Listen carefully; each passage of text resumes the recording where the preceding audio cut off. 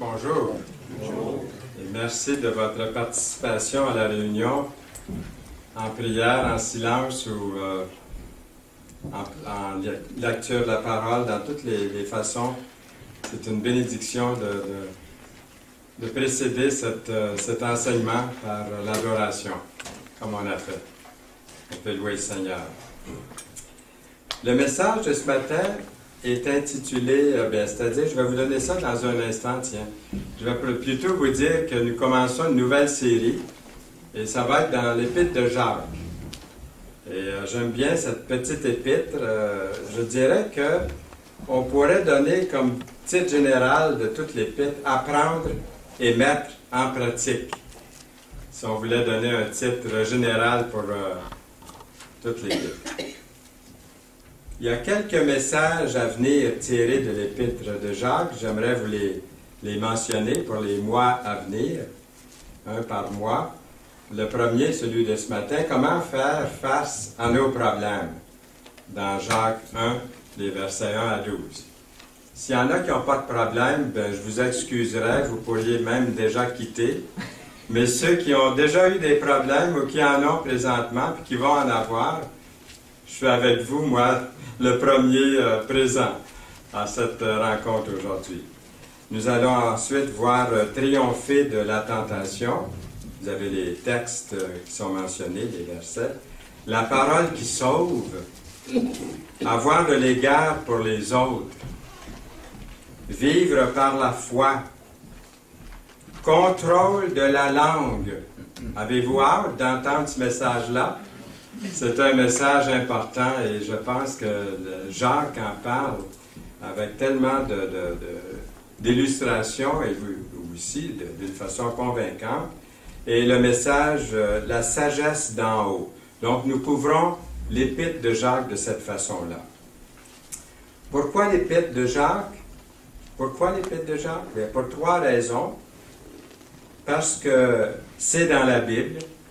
Et aussi, je ne vous apprends rien en vous disant que Jacques était le frère du Seigneur. On pourrait dire le demi-frère du Seigneur. Son père était Joseph et sa mère était Marie, à Jacques.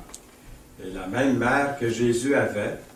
Donc, c'est un livre, une petite épître très importante, parce que Jacques est l'un des livres les plus pratico-pratiques du Nouveau Testament.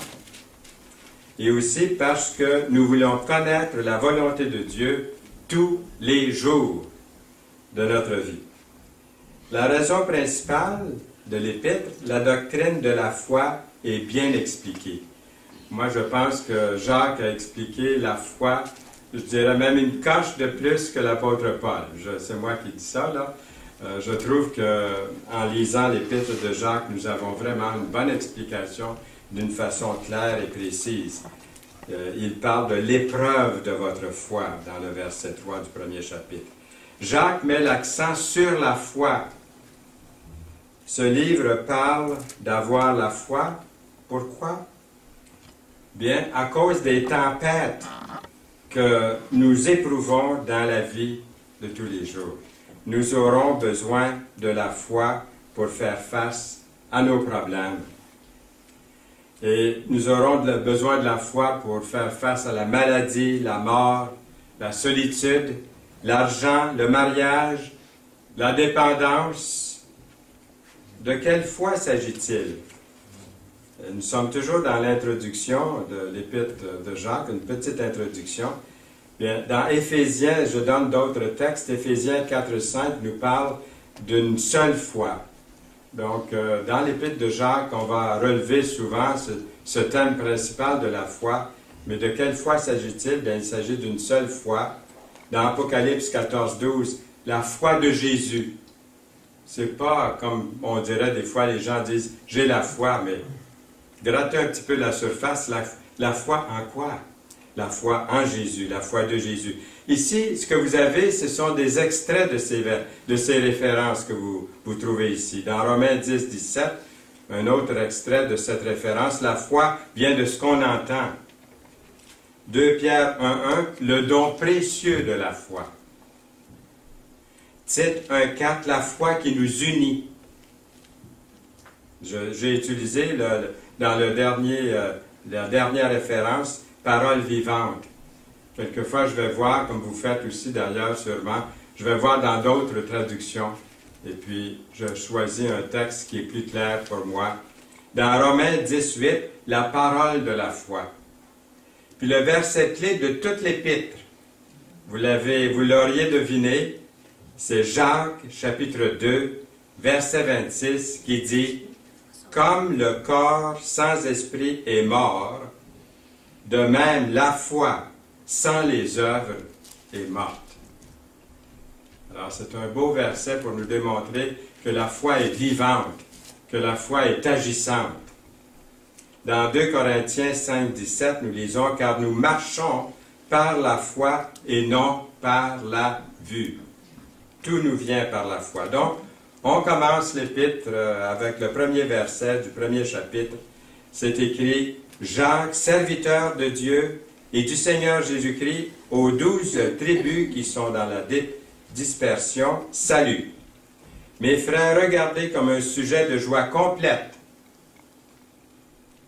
les diverses épreuves auxquelles vous êtes exposés, sachant que l'épreuve de votre foi produit la patience. Un nommé Alexander Maclaren, un prédicateur écossais du 19e siècle, dans un sermon intitulé « L'épreuve de la foi et la foi couronnée », fait une distinction entre être tenté et mis à l'épreuve.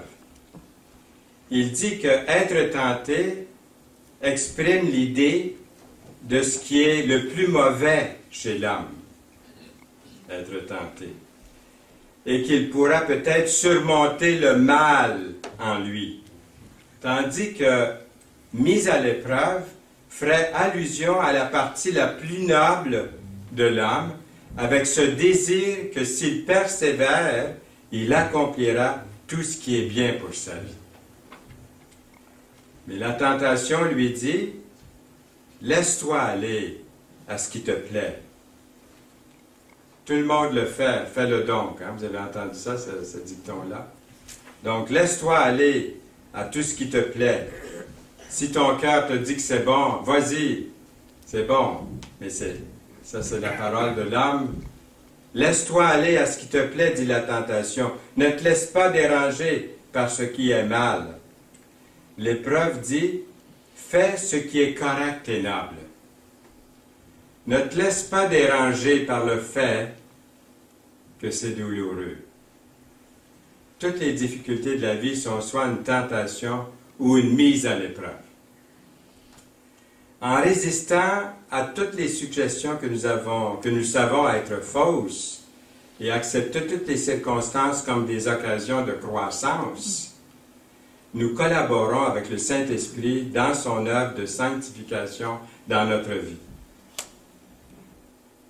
Les circonstances nous enseignent beaucoup de choses, peuvent nous aider à grandir, même les mauvaises circonstances, même nos échecs, nos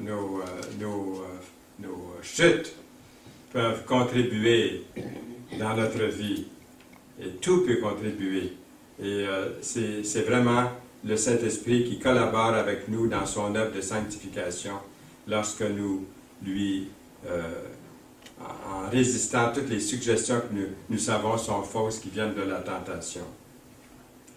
Nous nous dirigeons vers cet objectif souhaité d'être parfait et accompli sans faillir en rien.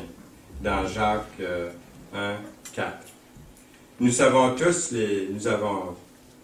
des problèmes. Je sais que vous en avez, j'en ai eu, j'en aurai. Et même si certains problèmes peuvent avoir un impact plus fort sur nous, Dieu peut les utiliser tous pour nous façonner selon sa volonté. Moi, j'aime mieux avoir affaire à Dieu qu'aux hommes. Si je fais un échec, si je me fais une faute, si je me trompe ou je fais une erreur, je peux me faire taper dessus par les hommes. Et puis, il peut y avoir un manque de pardon de leur part. Ils ne verront pas le cœur qui est repentant et qui revient humblement au Seigneur. en pleurs et en tristesse, brisé devant Dieu. L'homme ne peut pas voir ça. Mais Dieu le voit.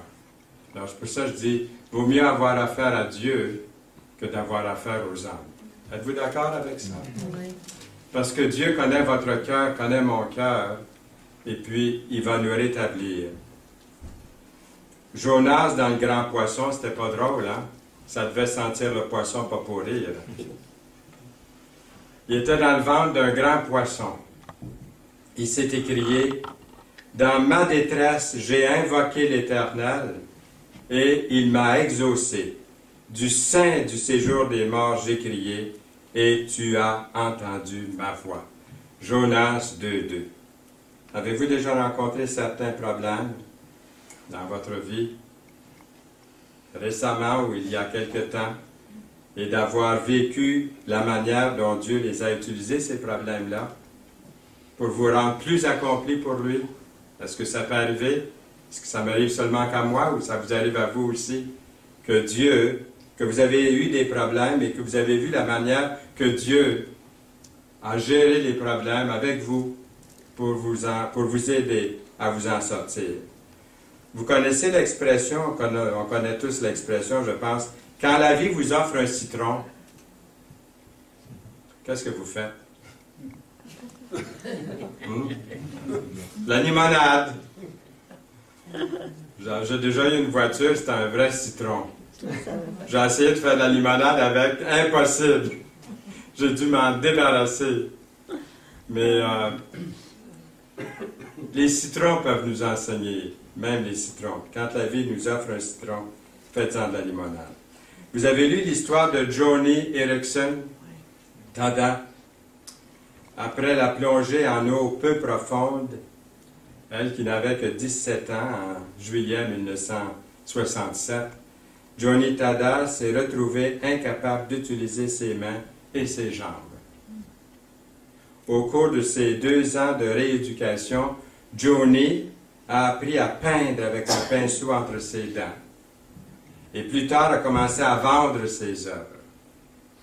Joni a écrit son témoignage de sa foi chrétienne en Jésus-Christ dans son autobiographie, un best-seller international.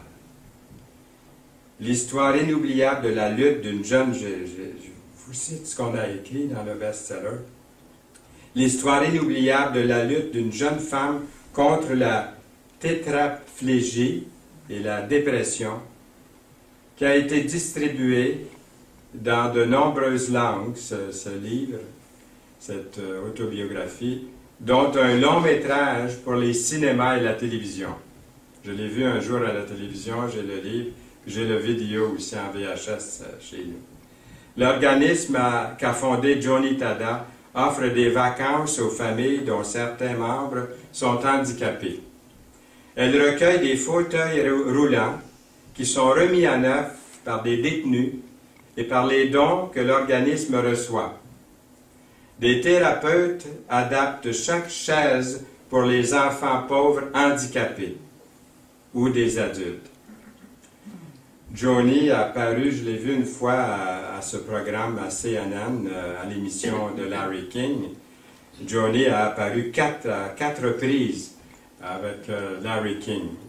Et en novembre 2009, Joni a signé une déclaration de ne pas respecter les règles et les lois permettant l'avortement. Le mariage de même sexe. Elle a dit de refuser de signer toute déclaration, de ne pas respecter ces règles-là, ou de toute autre question qui va à l'encontre de la conscience d'un très grand nombre de personnes à travers le monde. Et 4 réalités de la vie que nous devons connaître au sujet des problèmes. La première chose, je dirais, les problèmes sont inévitables. Nous lisons dans le verset 2, les diverses. Pourquoi ne pouvons-nous pas tout simplement éviter les problèmes? On fait ça toute notre vie, éviter des problèmes. Pourquoi les problèmes nous tombent dessus tout le temps? Certains de nos problèmes sont quand même causés par nos propres actions. Combien de nos problèmes sont causés par l'action des autres? Ça peut arriver, ça aussi. Je crois aussi que la chute de nos premiers parents, dans Genèse chapitre 3, a quelque chose à voir. Vous ne pensez pas à voir, et c'est sûrement la raison principale de tous nos problèmes aujourd'hui. Comment? Bien, ils ont désobéi à Dieu, et de ce fait, ont laissé entrer le péché dans le monde. Est-ce que j'aurais fait mieux qu'eux? Je vous demande, est-ce que vous auriez fait mieux qu'eux? Ben, soyez sincères, là. Répondez franchement. Aurions-nous fait mieux qu'eux? Mettons-nous à leur place. Les problèmes, deuxièmement, sont imprévisibles. Vous voyez, ça va bien ce matin, on est assis ensemble, il fait un très beau soleil, et puis on ne sait pas ce qui nous pend au bout du nez, moi non plus, personne le sait. J'ai trouvé ça drôle, l'autre jour, il y avait un médium qui était interviewé à la télévision, et l'intervieweur, celui qui le recevait, il ne croit pas à toutes ces histoires-là de médium, et ça a apparu vite, il l'a invité, puis il l'a fait asseoir devant lui, puis il dit, vous, là, comme ça, comme médium, vous savez ce qui va arriver, là, qui peut arriver tout de suite, là. Il n'a pas eu le temps de répondre, il donne une gifle en pleine figure. Il dit, ah, vous ne l'avez pas vu venir, celle-là? C'est comme les problèmes, ils sont imprévisibles. On ne sait pas quand est-ce qu'ils arrivent. C'est écrit, épreuves auxquelles vous pouvez être exposés, dans le verset 2. Même si nous ne pouvons pas éviter les défis à relever, serait-il pas merveilleux si nous pouvions au moins les prévoir, les voir venir? Quels sont les problèmes que nous pouvons prédire, que nous pouvons voir venir? Comment l'imprévisibilité peut nous faire dépendre davantage de Dieu? Troisièmement, les problèmes sont variés. Le verset 2 dit « Les diverses épreuves sont variées ». Dans une seule journée, nous pourrions faire face au problème d'échouer aux examens, dans le même jour apprendre le décès d'un membre bien-aimé dans notre famille. Quelle a été la pire journée de votre vie? Pensez un instant. C'est pas trop difficile à trouver. On dit qu'un problème n'arrive jamais tout seul. Avez-vous remarqué ça? On a un problème, une difficulté, puis il en arrive 2, 3 par-dessus. Moi, je me dis, ça n'arrive jamais tout seul. Il fallait que ça arrive, mais il en arrive 2, 3 en même temps. Complications. Comment une variété de problèmes peut nous aider à être formés dans le Seigneur? C'est là la question. Plutôt que de toujours être confrontés aux mêmes problèmes à plusieurs reprises. Quatrièmement, les problèmes sont tenaces. Nous lisons verset 4, « Afin que vous soyez parfaits et accomplis. » Dieu peut utiliser ce qui est bon ou ce qui est mauvais dans notre vie pour nous attirer à lui. Le résultat final est de nous mettre accomplis en lui, de nous rendre, je devrais dire plutôt, accomplis en lui. Ça signifie littéralement que nous ne manquons de rien, nous devenons complets à cause de lui. Il y a trois raisons d'être des problèmes. Premièrement, les problèmes peuvent m'aider à purifier ma foi. Regardez le verset 3. « Sachant que l'épreuve de votre foi, sachant. » Les épreuves viennent tester notre foi. Est-ce que c'est vrai? Regardez Job. Job a été tenté. Quel en a été le résultat? Deuxièmement, les problèmes renforcent la patience. « Ah, que j'ai besoin de patience », j'entends dire des fois les gens. « Et que j'ai besoin de patience. » Eh bien, la foi, les problèmes renforcent ma patience. L'épreuve de votre foi, nous lisons, produit la patience au verset 3. Comment nos problèmes peuvent-ils développer en nous une plus grande patience? Est-ce que c'est parce qu'on lâche prise? Le test de notre foi nous aide à faire la différence entre les vrais problèmes et les choses que nous tournons en problème. Cela nous aide aussi à mettre notre confiance en Dieu, en le voyant venir à notre secours. Y a-t-il des moments dans votre vie où vous avez été conscient que Dieu était venu à votre secours? Oui. Est-ce qu'on pourrait entendre, je vous pose la question, je ne veux pas entendre des témoignages maintenant, là, mais est-ce que vous pourriez en témoigner à un moment donné de ce que le Seigneur a fait dans votre vie? Est-ce qu'il y a eu de ces moments-là où vous étiez vraiment conscient qu'il était venu à votre vie? Moi, j'ai des moments comme ça dans ma vie aussi. Et des fois, j'en parle, j'ai le privilège de prêcher, ça entre bien dans le message comme illustration d'une vérité biblique. Et il faut en parler. Ça donne gloire à Dieu. Les problèmes peuvent améliorer, troisièmement, ils peuvent améliorer votre caractère. Ils peuvent améliorer mon caractère. Nous lisons verset 4, afin que vous soyez parfaits et accomplis. Est-ce qu'on peut demander quelque chose de plus que ça? La sanctification est le processus en cours qui nous permet de devenir comme le Seigneur Jésus. Nos épreuves nous aident à grandir, à mûrir dans la personne du Seigneur. Voulez-vous voir le pupitre chez moi? Ça, c'est mon pupitre dans mon bureau. Et puis, j'ai une vitre. Et sous la vitre, ça pourrait prendre, je dirais, 1 heure à lire tout ce que j'ai mis là au cours de ma vie. Mais il y en a une que j'aime beaucoup, elle est là, je vous la montre, sous la vitre, et je vais l'écrire pour que vous puissiez le voir comme il faut. L'âme qui souffre fait à son insu des progrès immenses, elle mûrit. Quand on voit la vie comme ça, bien, ça nous empêche quelquefois, ça peut nous empêcher de nous plaindre parce qu'on se dit, je suis en train d'apprendre, je suis en train de mûrir, je souffre, mais, et même à mon insu, et le Seigneur est en train de faire quelque chose. Comment gérer? Comment les gérer? Ne serait-il pas merveilleux si Dieu nous démontrait quelques moyens ce matin pour nous aider à relever les défis de la vie, puis les épreuves de notre foi? Eh bien, c'est ce qu'il a fait. On continue, on regarde dans l'Épître de Jacques, au verset 5. La requête, elle est celle-ci, au verset 5. Si quelqu'un d'entre vous manque de sagesse, vous voyez, ça commence là. S'il manque de sagesse, qu'il la demande à Dieu, qui donne à tous, simplement, et sans reproche, et elle lui sera donnée. Je me rappelle quand j'étais adolescent, mon père m'avait dit un jour, j'avais 17 ans, il dit, savais-tu que tu étais à l'âge folle? Il m'avait dit ça. Puis là, moi j'étais chrétien déjà là, depuis l'âge de 11 ans.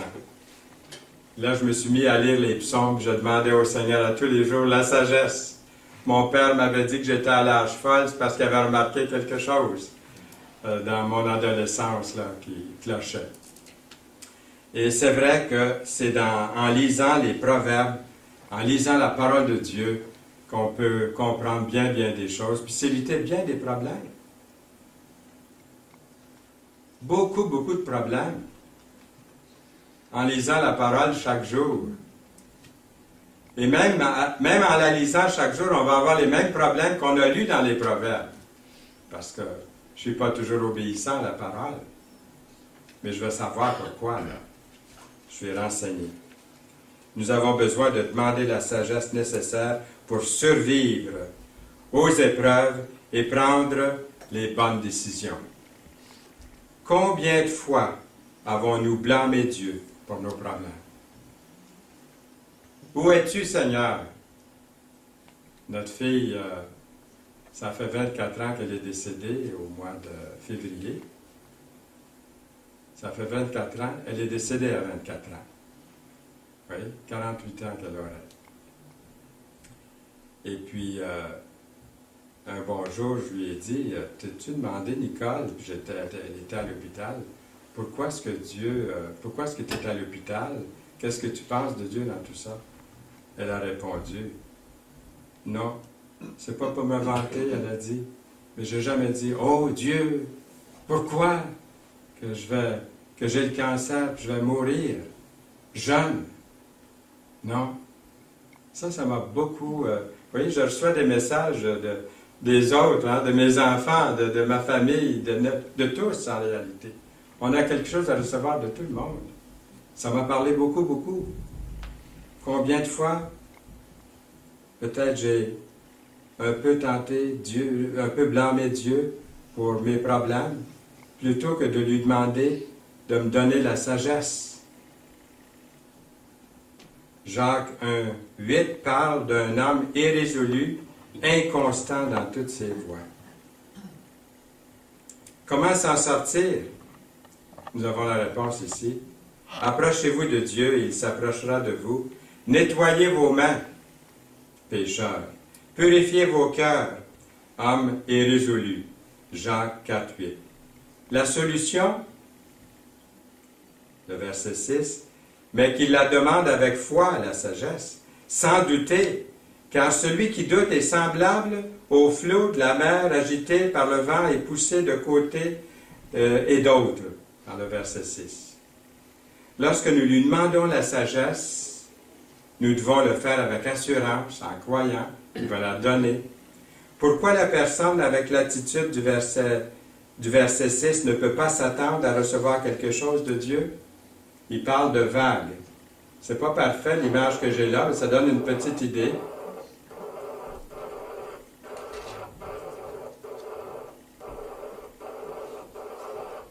Vous voyez, le verset 6 dit « Celui qui doute est semblable au flot de la mer. » Voyez-vous?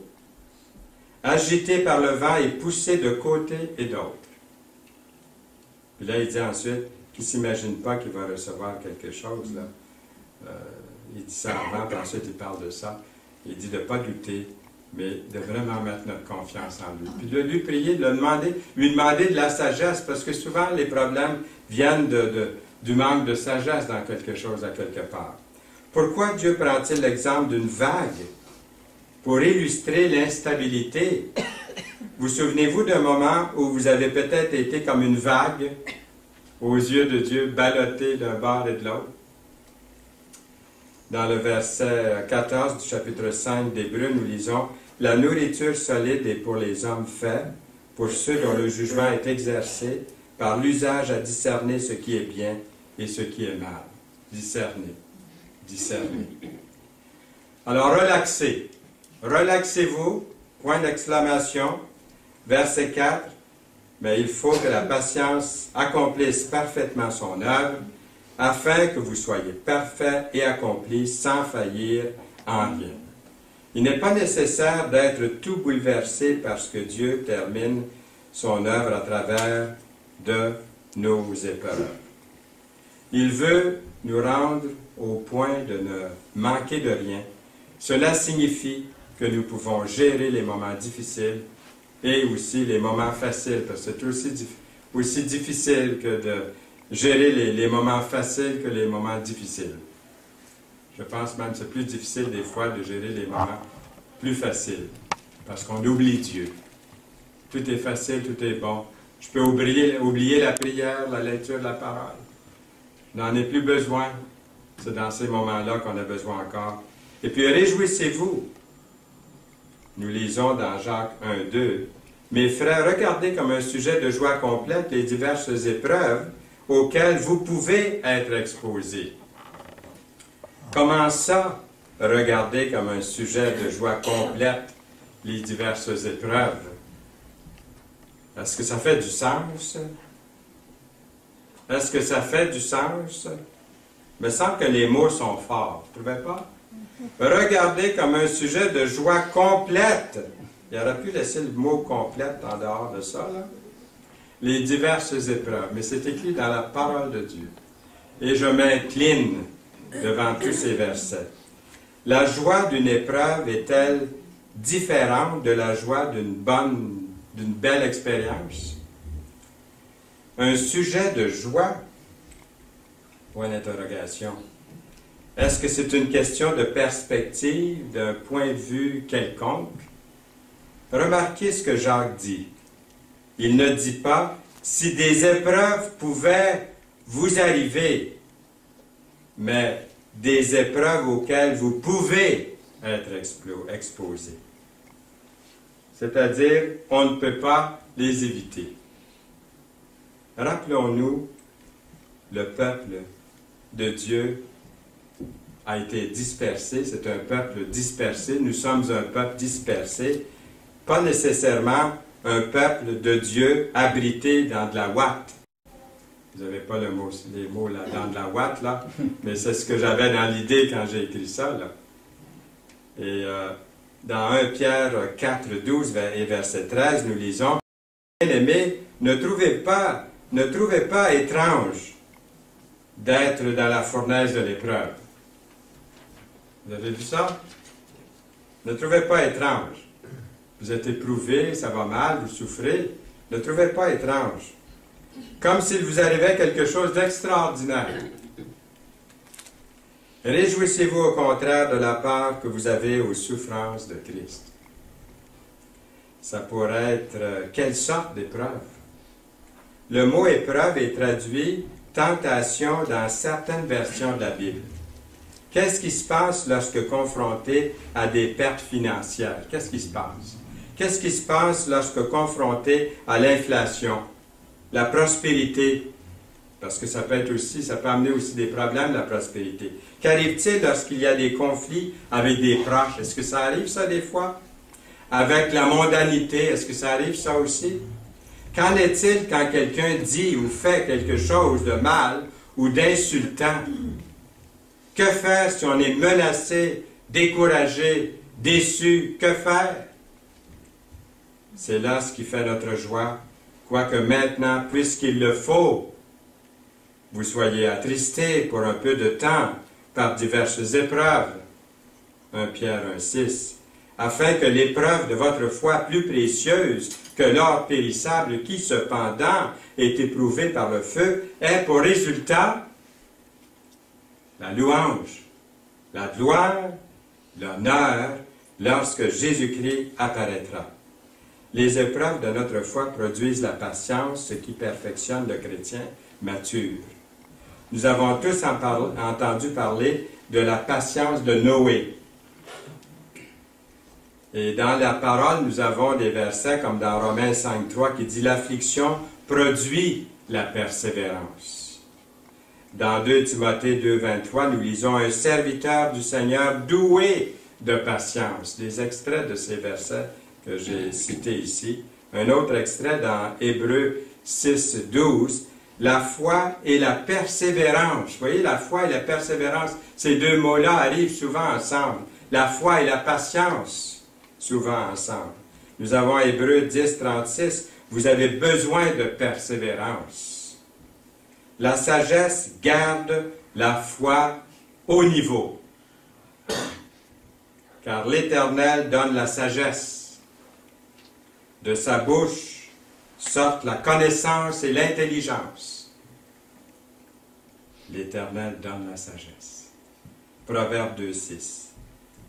Matthieu 7, 7. Demandez et l'on vous donnera. Qu'est-ce que vous lui avez demandé? Moi, je lui demande encore la sagesse. Puis, à tous les jours, j'en manque. Alors, il faut continuer à en demander parce qu'à tous les jours, j'en manque. Demandez et l'on vous donnera. Cherchez et vous trouverez. Frappez et l'on vous ouvrira. Les ingrédients de la sagesse, et là, je vous donne quelques références là-dessus. Et c'est toujours des extraits du verset que je vous donne. Dans 1 Timothée 4, 13 à 16, il est question de la lecture. J'ai sorti ces mots du texte, là.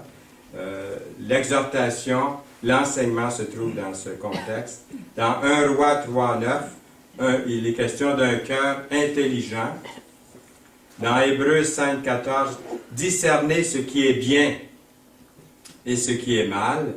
Dans Proverbe 11, 2, la sagesse est avec les humbles. Dans Jacques 1, 8, un homme irrésolu, inconstant dans toutes ses voies. Comment s'en sortir? Bien, je répète, verset 8. Approchez-vous de Dieu, il s'approchera de vous. Nettoyez vos mains, pécheurs, purifiez vos cœurs, hommes irrésolus. Dans Proverbe 4, verset 7, probablement le plus beau verset de tous les 31 chapitres des Proverbes. Voici le commencement de la sagesse. Acquiert la sagesse et avec tout ce que tu possèdes, acquiert l'intelligence. Un autre beau verset, toujours dans les Proverbes. Combien acquérir la sagesse vaut mieux que l'or? Combien acquérir l'intelligence est préférable à l'argent? Toujours dans Proverbe 23, 23. Acquiert la vérité et ne la vends pas. La sagesse, l'instruction et l'intelligence. Et pas le moindre verset dans Proverbe 9, 10. Le commencement de la sagesse, c'est la crainte de l'Éternel. Et la science des saints, c'est l'intelligence. Un nommé Frédéric Brotherton Mayer, on dit souvent F.B. Mayer pour le désigner, est pasteur, évangéliste, un contemporain et un ami personnel de Dwight L. Moody.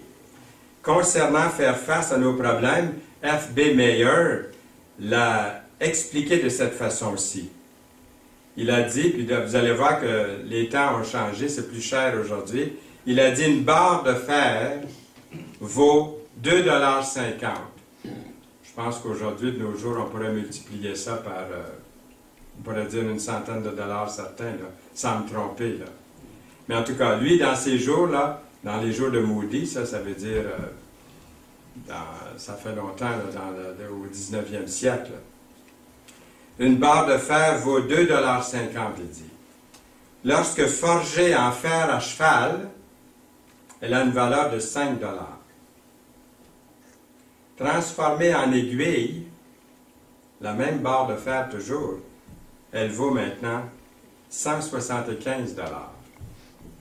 Si on la transforme en lame de couteau ou de canif, elle est rendue à 1625 $. Toujours la même barre. Si elle est transformée, et ça c'est vous la barre de fer, hein? Si elle est transformée en petits ressorts de cadrans et de montres, elle vaut plus que 125 000 $. On pourrait multiplier ça aujourd'hui par plusieurs milliers de dollars. La barre de fer doit subir de nombreuses épreuves pour perdre de plus en plus de valeur. Pour prendre, je dirais, pardon. Pour prendre de plus en plus de valeur. Je répète, la barre de fer doit subir de nombreuses épreuves pour prendre de plus en plus de valeur. Vous êtes d'accord avec ça? Oui. Plus elle est façonnée, plus elle est transformée, plus elle est martelée et passée par le feu de l'épreuve, battue, frappée, polie, et plus elle prend de valeur. Qu'en est-il de vous, chers amis, chers frères, chères sœurs? Heureux serez-vous lorsqu'on vous outragera, qu'on vous persécutera, et qu'on dira faussement de vous toutes sortes de mal à cause de moi. Réjouissez-vous et soyez dans l'allégresse parce que votre récompense sera grande dans les cieux. Car c'est ainsi qu'on a persécuté les prophètes qui ont été avant vous. Matthieu 5, 11 et 12. Chrétiens, vous demandez-vous pourquoi vous devez passer par toutes ces épreuves-là? Avec un cœur impatient, vous dites peut-être « Jusque à quand, Seigneur? » Sur ce ton-là, à part de ça. « Jusque à quand, Seigneur? » Hein, des paroles remplies d'impatience, puis d'angoisse aussi. Ça m'arrive, je peux vous le dire. La chaleur de la flamme. Les coups de marteau sont nécessaires si vous êtes pour être plus qu'une seule barre de fer.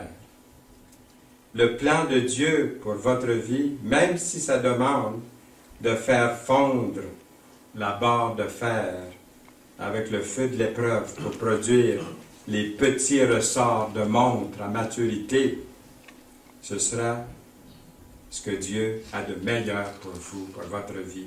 En son temps, dans un parfait timing, J'ai trouvé sur Internet les montres les plus chères du monde entier. Vous les avez devant vous, là, vous les regardez. Les montres les plus chères du monde entier. Remplies de petits ressorts. Regardez la barre de fer, ces montres-là, le résultat final. Heureux l'homme qui supporte patiemment la tentation, car après avoir été éprouvé, il recevra la couronne de vie que le Seigneur a promise à ceux qui l'aiment. Jacques 1,12. C'est une couronne ou une récompense vraiment spéciale. Comment cette promesse au verset 12 que nous venons de lire de Jacques, chapitre 1, peut-elle nous rendre l'épreuve plus facile? Demandons à Dieu la sagesse nécessaire pour faire face à nos problèmes. Prions régulièrement pour quelqu'un que vous connaissez. Connaissez-vous quelqu'un qui est en difficulté présentement? Avec de grandes épreuves, ou vous-même, avec des épreuves? Demandons la sagesse au Seigneur d'être délivré, d'être accompagné de lui pour être délivré de ces problèmes, de ces épreuves, dans sa sagesse, dans son amour, dans sa bonté. Amen. Amen. Seigneur, merci de ta bénédiction que tu répands sur chacun de nous. Nous te bénissons, nous te louons, nous te confions cette journée, Seigneur. Nous voulons marcher par la foi. Et merci de nous précéder. Au nom de Jésus-Christ. Amen. Amen.